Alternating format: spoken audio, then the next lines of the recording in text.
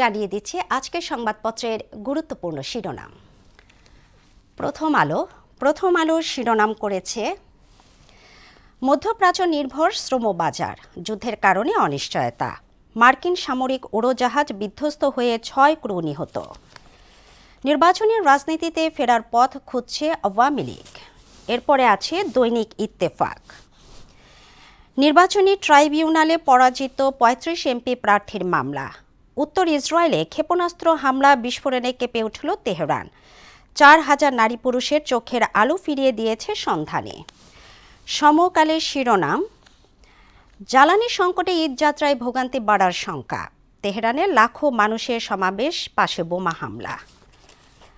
সংবিধান সংস্কার পরিষদ গঠন অনিশ্চিত। এরপরে আছে বাংলাদেশ প্রতিদিন, শিরোনাম করেছে পাঠ্য বইয়ে লোপাট ৬৫৯ কোটি, সরকারকে চাপে রাখার কৌশলে বিরোধীরা, এক জানাজায় ৯ লাশ কাচ্ছে গোটা গ্রাম।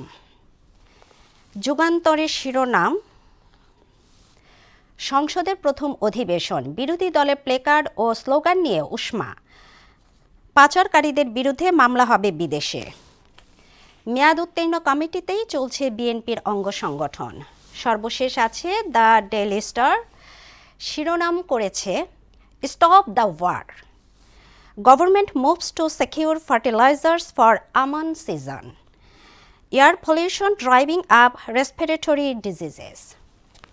দর্শক, এই ছিল সংবাদপত্রের গুরুত্বপূর্ণ শিরোনাম।